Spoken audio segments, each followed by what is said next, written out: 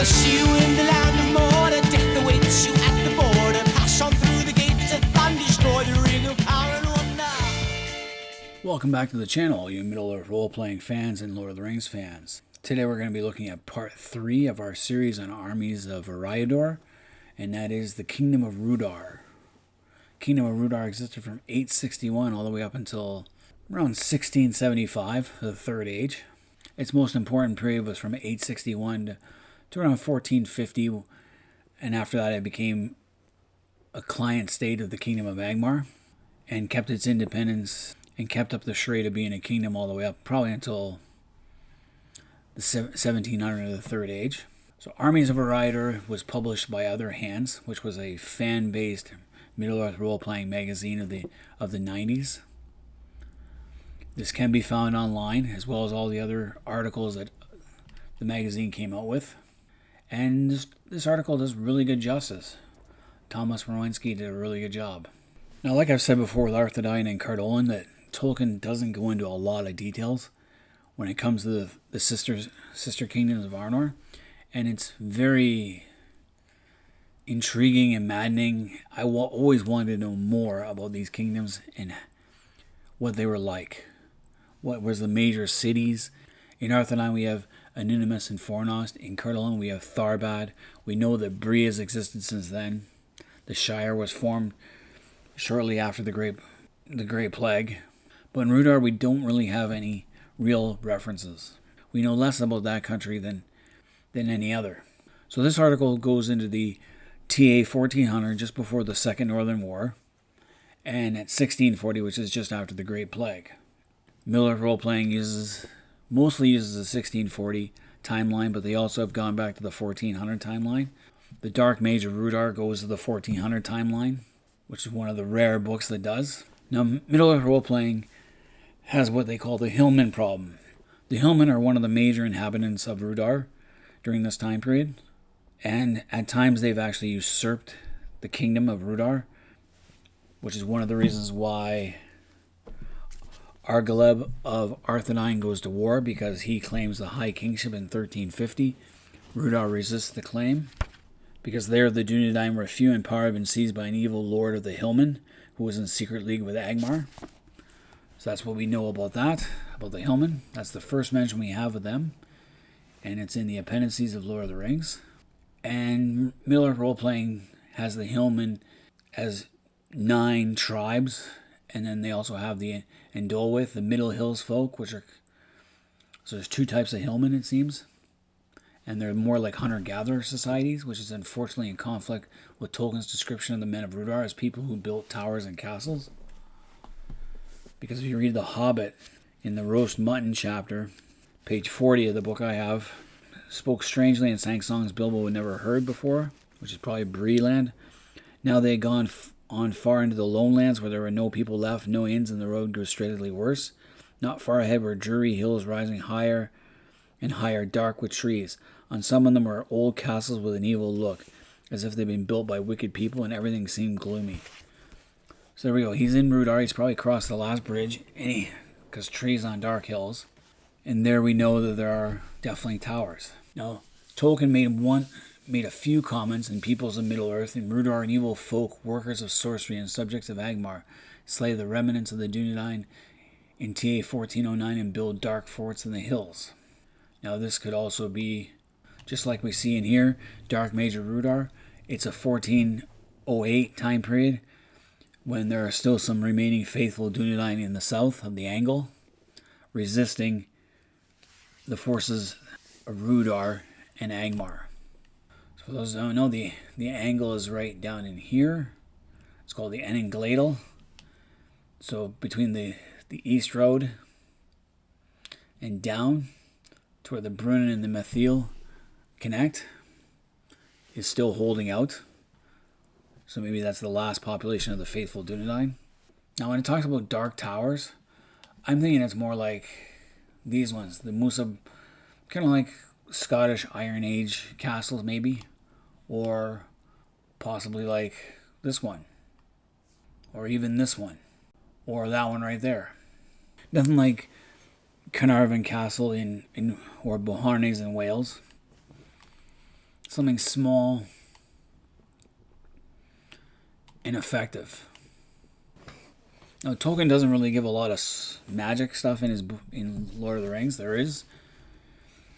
But he goes on to mention that sorcery is likely to include the mind-bending illusionary spells as well as spells of power and destruction. And this fits in well because in the Middle of Role-Playing Rulebook, one of the first adventures is in a place called Harubar Gular, which is up here. It's the Hill of Sorcery or Sorcerer on the Hill, or however you translate that. I don't have it in front of me. And that first adventure you do in the Middle of Role-Playing kind of fits in with this entire passage. Mind-bending and illusionary spells as well as spells of power and destruction. Used for spying out enemies' plans and neutralizing its leaders, therefore gaining an advantage in battle as well as displaying power to one's own people by intimidating potential rivals. So refined sorcery is more likely to be developed and taught in a civilized culture than in a barbaric tribal community. Though I don't think the Hillmen were doing that. I think I prefer to believe that Angmar was sending sorcerers and priests down to convert the locals and to keep them in line. Now the article interprets that the Hillmen that built the Dark Towers and worked evil sorcery is a mix of urbanized Hillmen and some Eriadorians. I'd throw some Easterlings in there too. Ice's Hillmen are the true Hillmen that uphold the old ways of their culture. Kind of like the Scottish clans. Now, ethnic composition, they give like a homeland here of where the true Hillmen would exist. So putting that on a map, it'd be in this area here or down in here. They would not have any contact with Rivendell because they would be afraid of the elves, and the elves would probably leave them alone.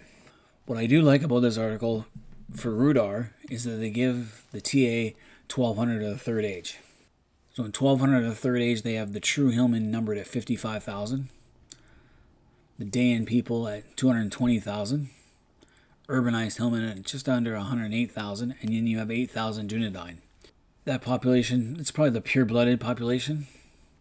Some of the urbanized Hillmen might be lesser Dunedain mixed in. I know with the Dunedain, the Dunedain of Rhudaur are not always the best of the best.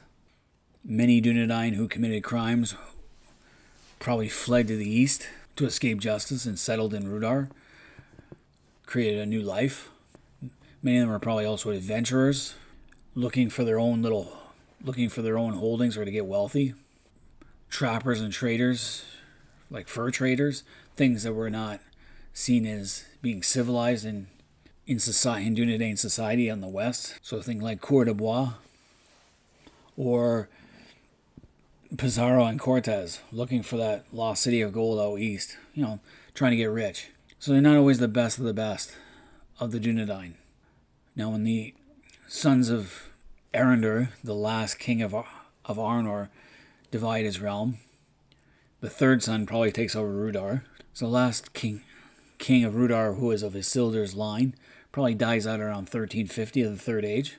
And there would be, Middle Earth Role-Playing MERP has 5 great lords of Rhudaur who control what they call watchlands. One of them is in the Angle, one is in the far northern areas of what they call Morvatarth. There should be one out in the Olead, one in the Angle, and the other 2 in the middle. For some reason, House Eldaner in Middle Earth Role-Playing in MERP is more of an Arthedain stronghold, or more aligned with Arthedain. They're in the far north.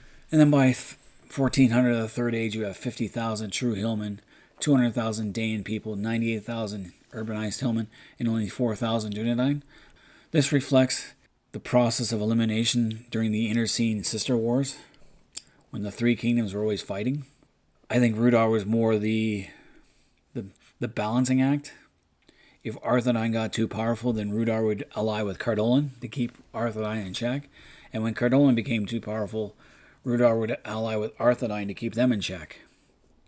Or Rhudaur would sit in the fence and let the other 2 fight it out and then try and take advantage of the situation.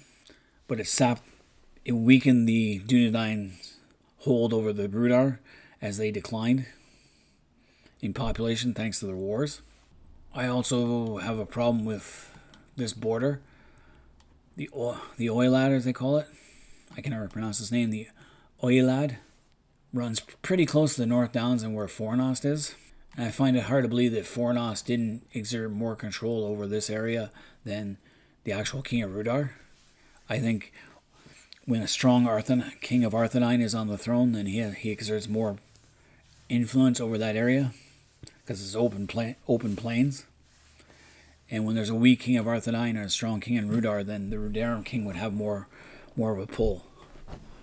Just like here with the Eriador area, between Amansul and the last bridge, a strong Cardellani king would have more control, and vice versa. Then we go into the 1640 Third Age, just after the Great Plague. You have 45,000 true Hillmen, 150,000 Dayan people, 22,000 urbanized Hillmen, and there are no Dunedain left. There are probably the odd pure-blooded Dunedain, but they have already been converted by Angmar.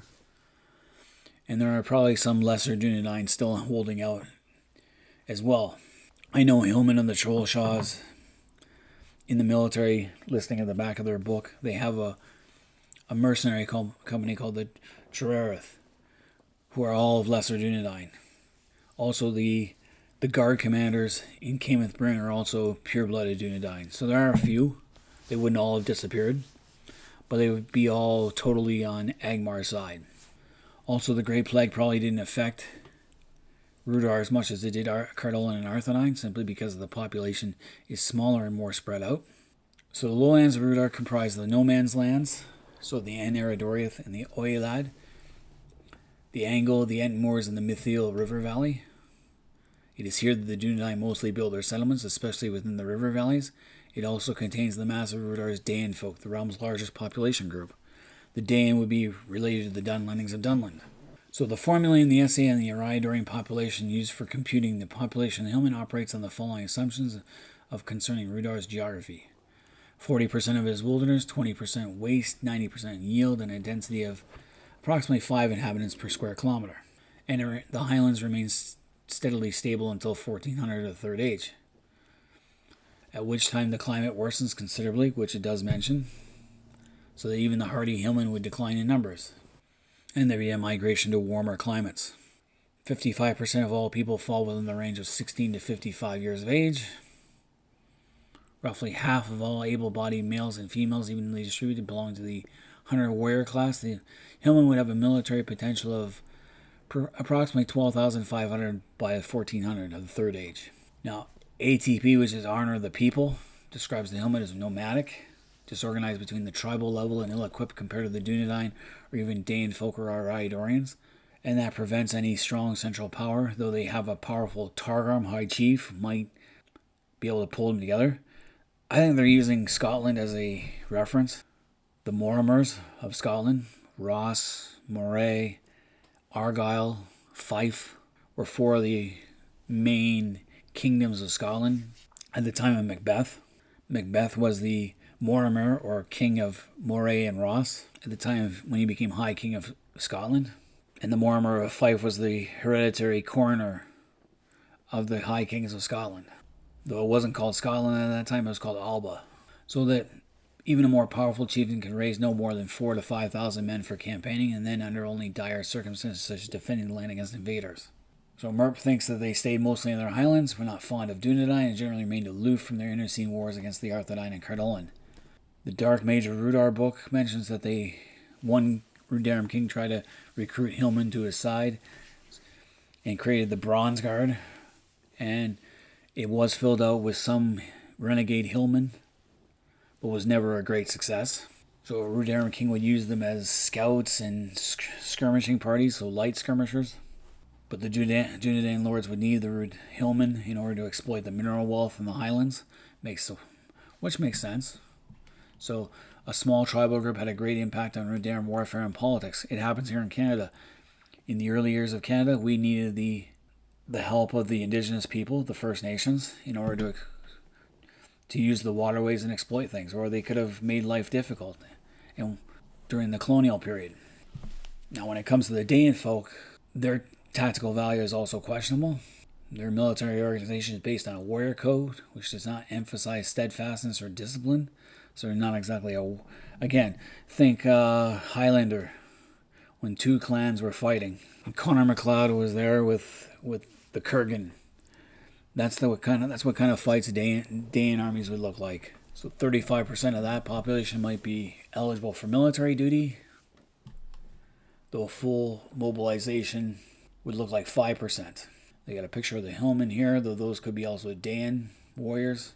The civilized Hillman and Dunedain would form the core of the Rhudaur army and would resemble more like their cousins in Arthedain and Curdlan. The civilized Hillmen take the role of Eriadorians and consequently have a similar breakdown for military strength.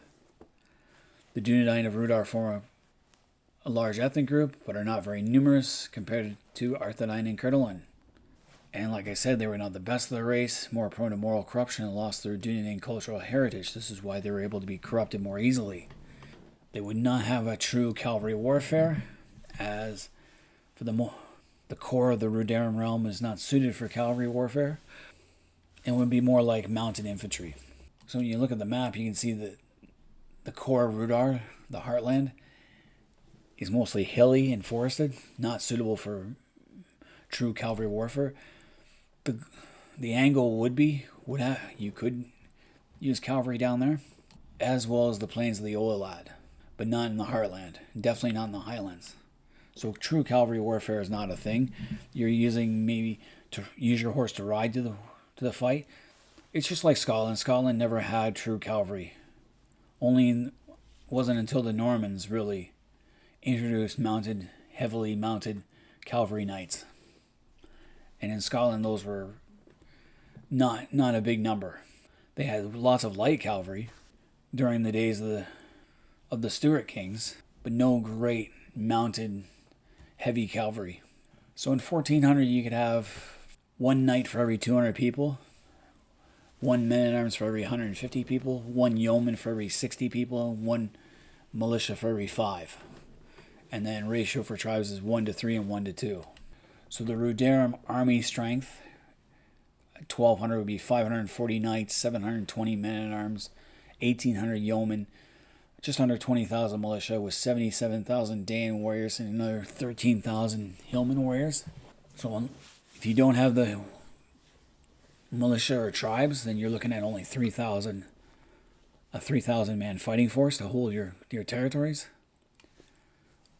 By the 1400 and after the First Northern War, this is reduced slightly to 2,800, just under 2,900. And this is just the potential. After the Great Plague, it's drastically reduced down to 630. You can see the numbers. So Rhudaur would have because they have a smaller population, they also have a smaller army. Which is why Rhudaur was probably, like I said, the balancing act between Curdlan and Arthedain. But then the emergence of Angmar changed that drastically and gave Rhudaur at first what they thought was a partner, but then really a bigger brother. So let's go with their average campaign strength. So their typical army strength might be, in 1200, the Third Age might have 135 knights, 180 men-at-arms, 450 yeomen, 1,000 militia, 11,000 Daein warriors, and 3,300 Hillman warriors. Now, if they don't get the militia or tribes, then they only have 765 guys, which is very small. By the end of the First Northern War, the numbers don't go down that much more. They'd have 725, but then by the Great Plague, it drops off to 315. Rhudaur also has a smaller agrarian base, which doesn't help. Compared to Arthedain or Curdlan, I think the Angle would have the best agriculture. The Stuart hobbits once inhabited the Angle for a brief time, but then fled shortly after the Second Northern War. Mercenaries. So having a mountainous region and mines, there would be mines, there should be. I know Middle Merp, they have copper mines around Cameth Bryn, the capital. And mining is definitely profitable, so you can buy mercenaries. So in 1200, you could have 3,000 to 5,000 mercenaries, and then that number declines. Most of the mercenaries at first would be Northmen from Rovania, or Daein people from Dunland, whatever you could find. The Daein peoples would be cheaper. The Northmen would be more expensive. And the good thing about mercenaries is some of them will actually settle within your lands. Merp puts many Northmen in the Eningladel, and up here in Nathvaragla, which is in the Oilad. Phantom of the North Marches. That book is about Nathvaragla and has many Northmen living up there on the Oilad. Kind of like auxiliaries. During the Roman Empire, they would settle Germanic peoples and Gothic peoples along the border of the Rhine and the Danube to help protect the borders. Common practice. Merp is doing the same thing with this. And Dark Mage of Rhudaur, they do the same thing. They have Northmen in the angle defending against the forces of the Hillman, king of Rhudaur. So having mines has many purposes. They provide the Rhudarum kings with money to hire a substantial number of mercenaries. Because of the location, gives Hillman much political weight in domestic policies of Rhudaur and justifies by their numbers or military prowess. Alienating Hillman could easily and painfully disturb the flow of revenue. They also make Rhudaur a prime target of the Witch King, since his campaign strategy also relies heavily upon paid mercenaries. To make things easier, Rhudaur is also the weakest of the Honorian successor states and the one nearest to the Witch King's realm. The Witch King would have his own mines in the Misty Mountains, but of course they're orc-infested. Angmar probably would have used more Easterling mercenaries, and Rhudaur helps defend that line of thought. By taking over Rhudaur, Angmar secures more territory on the Misty Mountains so they can bring in more mercenaries from the east. There would be evil Northmen mercenaries as well. So we have two types of forces: feudal troops from the king and lords, Dunedain or otherwise, and tribal contingents of the Hillman, Dane folk, and Northmen. Hillmen are only usable in their homeland, while Dain warriors are too unreliable for serious and prolonged campaign, so you use Northmen. You don't use the Dain when they're arrayed in a superior tactical position or other duties such as looting and ravaging the countryside and mopping up a battlefield. So the Rhudarum army is characterized by melee units. You'd have your skirmishers or peltast. Because the bow doesn't seem to be a prominent figure too much in it. Bows don't. They don't have great Arthurine longbowmen or professional raggers like the Cardellani. So the feudal Rhudarum army is more or less organized like a classical medieval European army. Hillman spear-throwing contingents and Dain with their ineffective throwing club, the Weeb. That's a merp creation because I don't know what a Weeb is. I don't know how effective a throwing club is. I think they're more like spear chuckers. Tactics, again, mass. You mass your troops at the weakest and send them at the weakest point, hope to scare the hell out of your enemy. Against a Dunedain army, that wouldn't work so well. So you're looking at the Welsh and Scottish wars of Edward I to see what a Rhudarum army would look like. So Merp, they use the Scots, they use the Celts as their example.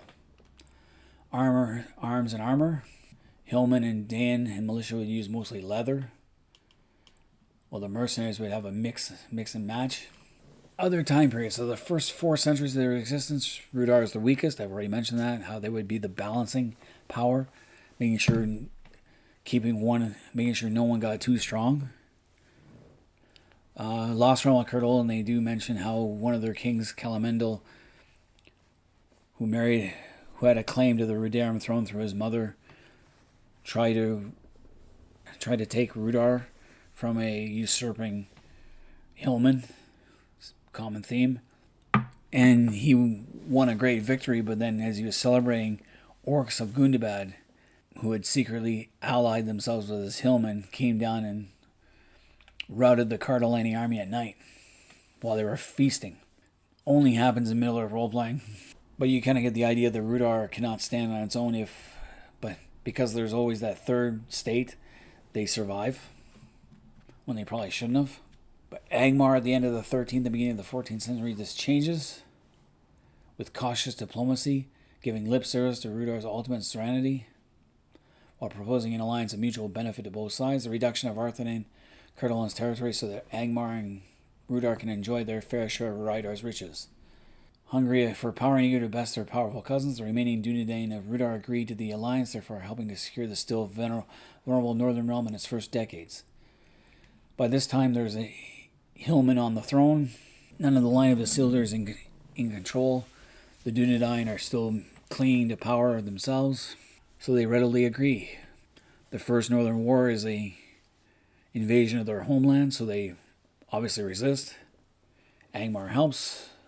King Argella of Arthedain is killed, and they fortify the Weather Hills with help from Cardolan. Cardolan had been sitting on the fence, but then decided to help Arthedain, which was a total reversal of what had been for the past 400 years. So the biggest historical mistake of the Arnorian Dunedain is the failure to recognize Angmar. They didn't know what the Witch King was. And unfortunately, you think with people like Elrond and Gandalf and Saruman and Círdan running around at this time, they would have figured it out, but they never did. Or they did, it was too late. And Rhudaur and Angmar first showed their power in the middle of the 14th century when Arthedain's king was defeated. And the last Dunedain of Rhudaur finally seen through the mask of Angmar, because the sight of orcs on a battlefield would have sent them in a frenzy. They had slain or fled the realm by the beginning of the 15th century, thus leaving the land to their former subjects. Now you have the quality of Rhudaur's military decline even faster as the former Dunedain, Northmen, and Enodon soldiery is replaced more and more by an ethnic mix of Hillman, Day, and Eastern Lemnian orcs, which is why you don't see any more Dunedain, though there would be the odd one or two. But by 1640, central leadership in Rhudaur disintegrates, and Merp also has another war, Rogrog's War against the Hillmen. The Hillmen try to re-establish their independence, but the Witch King gives them a slap upside the head and sends his troll lord with a bunch of orcs to destroy the Hillmen. And the Hillmen are no more. There would have been people in the Angle up until the War of the Ring, but people living in the area of Camith Bryn, the capital region, it would have been gone. Camith Bryn, Taligduri, the orcs and trolls would have got them long ago. Now, I did see some articles where they had a Dunedain village in the Angle area, all throughout the Third Age from the fall of the kingdom up until the War of the Ring. Aragorn mentions how he never, even though he was raised in Rivendell, he never goes up in the Annandales, into the northern part of Rhudaur, very often, which I find kind of strange. If he's a Ranger of the North and he's helping to defend Arnor, the old realms, you'd think he would have explored up into the Trollshaws a little more.